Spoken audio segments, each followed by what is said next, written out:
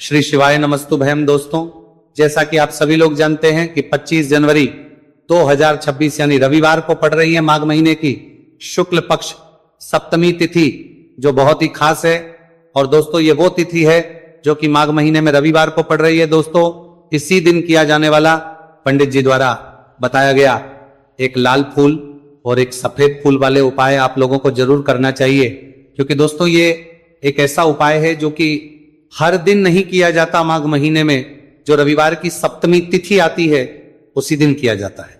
अगर आप लोगों ने इस उपाय को नहीं किया है या किसी कारणवश नहीं कर पाए हो तो इस माघ रविवार सप्तमी तिथि के दिन इस उपाय से मत चूकना। दोस्तों देखिए, यह दिन इतना खास होता है, इतना महत्वपूर्ण होता है। देखा गया है कभी कभी बड़े बड़े पूजा पाठ अनुष्ठान से जो मनोकामना पूर्ण नहीं होती है, वह माघ रविवार के दिन एक छोटे से करने से ही आपकी मनोकामना पूर्ण हो जाती है। और बहुत सारे लोगों ने इस उपाय को किया भी है और उनको इस उपाय को करने का फल भी जरूर मिला है। अगर आप लोग भी इस उपाय को इस रविवार के दिन करना चाहते हैं तो आप इस उपाय को पहले अच्छे से समझ लेना, सुन लेना, उसके बाद करना। आपको इस उपाय का फल जरूर मिलेगा, आपकी सभी मनोकामनाएं पूरी हो जाएंगी। दोस्तों, हम आपको यहाँ पर बता दें कि ये जो एक लाल फूल और एक सफेद फूल वाले उपाय है, ये उपाय पंडित जी ने अपनी अभी की सीहोर की कथा में ही बताया है। उपाय को करने से आपके घर में चाहे किसी भी प्रकार की दोहक और समस्या क्यों ना चल रही हो, आपको उसका कारण भी नहीं पता है कि भाई ये समस्या किस कारण से चल रही है, उसका कुछ भी कारण हो सकता है। जैसे पितृदोष हो सकता है, काल सर्प दोष हो सकता है, या किसी भी तरह का मंगल दोष भी हो सकता है, और भी बहुत तरह के दोष होते हैं, कुछ भी हो सकता है।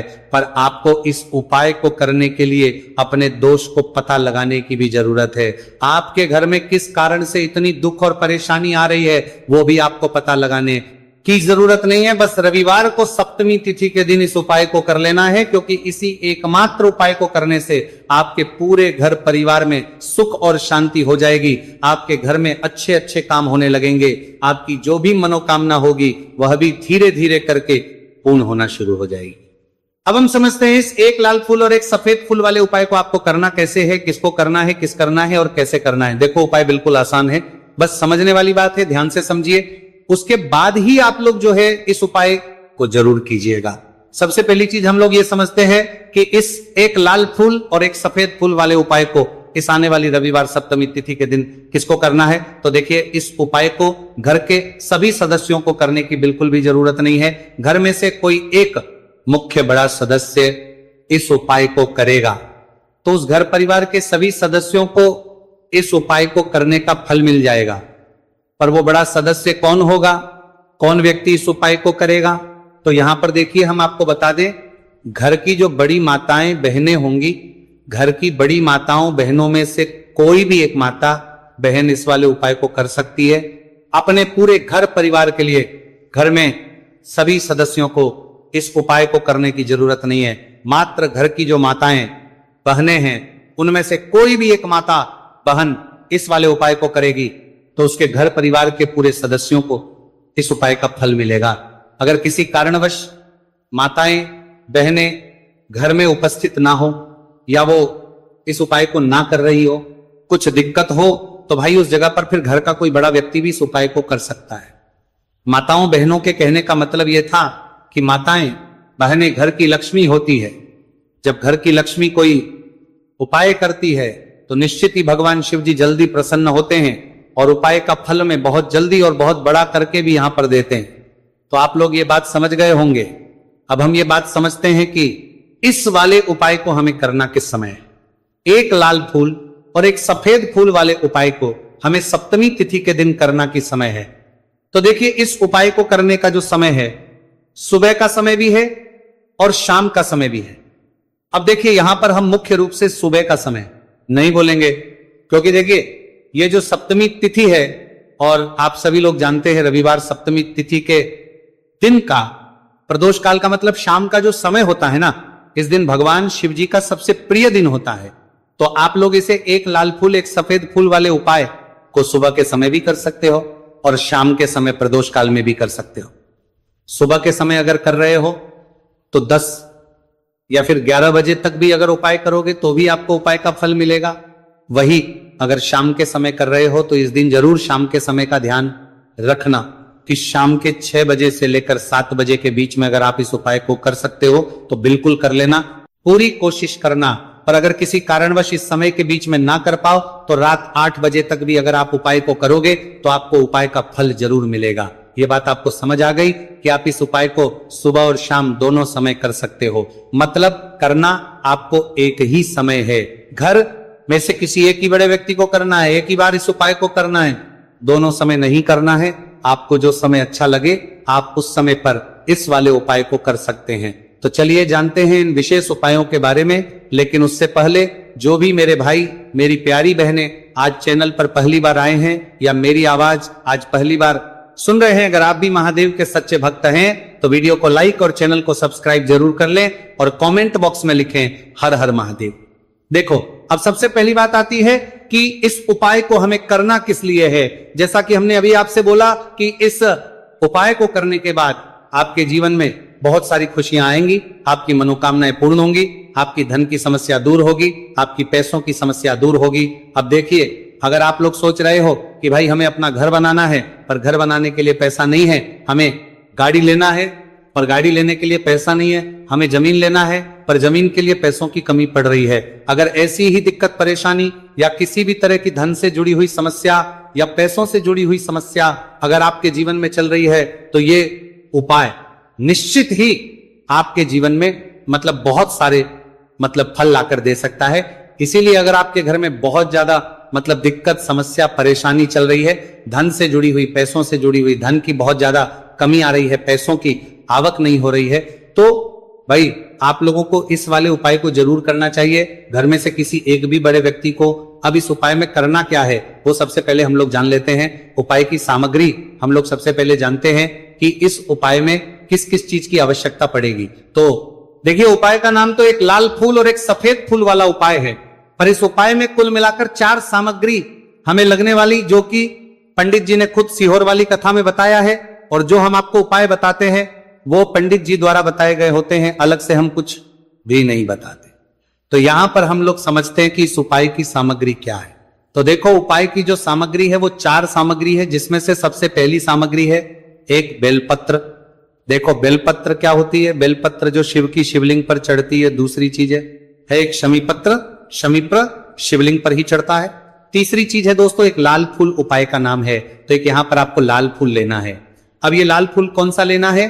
देखो, शिवलिंग के ऊपर जो लाल फूल चढ़ता हो उनमें से कोई भी एक लाल फूल पसंद कर लेना, और वो कहीं से तोड़कर या कहीं से खरीद कर लेकर आना और उस लाल फूल को उपाय में प्रयोग कर लेना। उसके बाद में एक सफेद फूल का विशेष रूप से ध्यान रखना, जो सफेद फूल शिवलिंग पर चढ़ता हो सिर्फ वही सफेद फूल लेकर आना, इसके अलावा कुछ मत लेकर आना, लेकिन केतकी का मत लेना। तो एक एक मात्रा में ही आपको ये चारों सामग्री चाहिए, एक बेलपत्र, एक शमीपत्र, एक लाल फूल और एक सफेद फूल। ये चारों सामग्री आप लोग तैयार करके रख लें। प्रदोष काल में या सुबह के समय जब भी आप इस उपाय को कर रहे हैं, जैसे ही आपके उपाय की सामग्री तैयार हो जाती है तो क्या हम सीधा उपाय को करने के लिए इन चारों सामग्री को मतलब उपाय करने के लिए जा सकते हैं। नहीं तो यहां पर आपको इस बात का ध्यान रखना है कि हम भगवान शिव जी को प्रसन्न करने के लिए तो जा रहे हैं, हम अपनी मनोकामना को पूर्ण करवाने के लिए तो जा रहे हैं, पर हमें यह दर्शाना बिल्कुल भी नहीं है कि हम सिर्फ अपने फायदे के लिए भगवान शिव जी के मंदिर में आए हैं। इसलिए हम इस उपाय को करने के साथ साथ में भगवान शिव जी की पूजन अर्चना के लिए कुछ सामग्री भी जरूर लेकर जाएंगे। जैसे कि सुबह समय अगर आप उपाय को कर रहे हो, इसे एक लाल फूल और एक सफेद फूल वाले उपाय को तो भाई सुबह के समय आपको एक लोटा जल लेकर जाना है। जो लोग प्रतिदिन शिव जी के मंदिर जाते हैं, पूजन अर्चना करते हैं, जल चढ़ाते हैं, फूल बेल पत्र सब कुछ चढ़ाते हैं, भाई वो अपनी पूजन अर्चना वैसी की वैसी ही करना। बाकी जो सिर्फ उपाय को करने के लिए जा रहा है, जो कुछ भी लेकर नहीं जा रहा है, उसे कम से कम एक लोटा जल अपने घर से भरकर लेकर जाना। अगर आप उपाय को कर रहे हो, है ना, क्योंकि इस वाले उपाय को आप भगवान शिव जी की पूजन अर्चना करने के बाद ही करना। वहीं अगर बात करें शाम के समय की, अगर कोई व्यक्ति शाम के समय प्रदोष काल में इस वाले उपाय को कर रहा है तो भाई आपको मात्र एक घी का दीपक तैयार करना है। ये बात हम हमेशा बोलते हैं, शाम के समय प्रदोष काल में कोई कर रहे हो ना तो दीपक का विशेष महत्व होता है।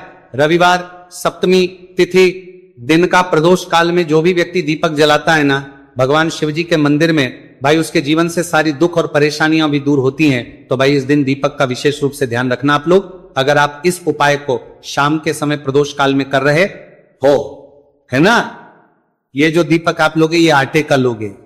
जो आटा आप गूंद दोगे उसके अंदर कुछ भी मत डालना, मात्र साधा आटा लगाकर उसे तैयार कर लेना और एक मीडियम साइज का दीपक तैयार कर लेना। दीपक न ज्यादा छोटा हो न ज्यादा बड़ा हो, है ना। उसके बाद में दीपक आपका तैयार हो जाए तो इसके अंदर जो बत्ती रखोगे वो गोल बत्ती रखोगे। देखो गोल बत्ती भी दो तरह की होगी, एक बाजार की और एक घर वाली।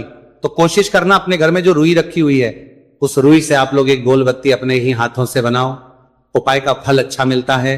भगवान शिव जी जल्दी प्रसन्न होते हैं। जब हम किसी भी उपाय को अपने हाथों से परिश्रम करके तैयार करते हैं तो आपको उस दीपक के अंदर एक गोल बत्ती रख देनी है। इसके अंदर जो चीज आप लोग डालोगे वो डालोगे शुद्ध देसी गाय का घी।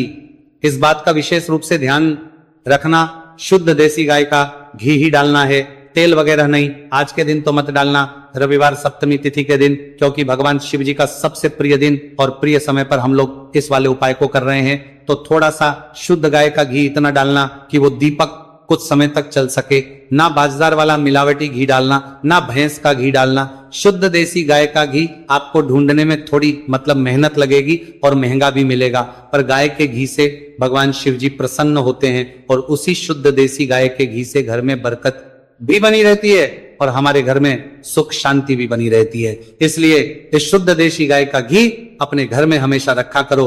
वो भगवान शिव जी के कार्यों में भी उपयोग में आता है और उपायों में भी हम लोग प्रयोग कर सकते हैं। तो यहाँ पर आपकी सारी तैयारियां हो चुकी है। उपाय को करते समय शुद्धता का विशेष रूप से ध्यान रखिएगा। सुबह कर रहे हो तो भाई सुबह तो आपको स्नान करना ही करना है। बाकी शाम को कर रहे हो तो शाम को मात्र हाथ मुंह धोकर भी आप लोग इस वाले उपाय को कर सकते हो। कोई दिक्कत वाली बात नहीं है भाई।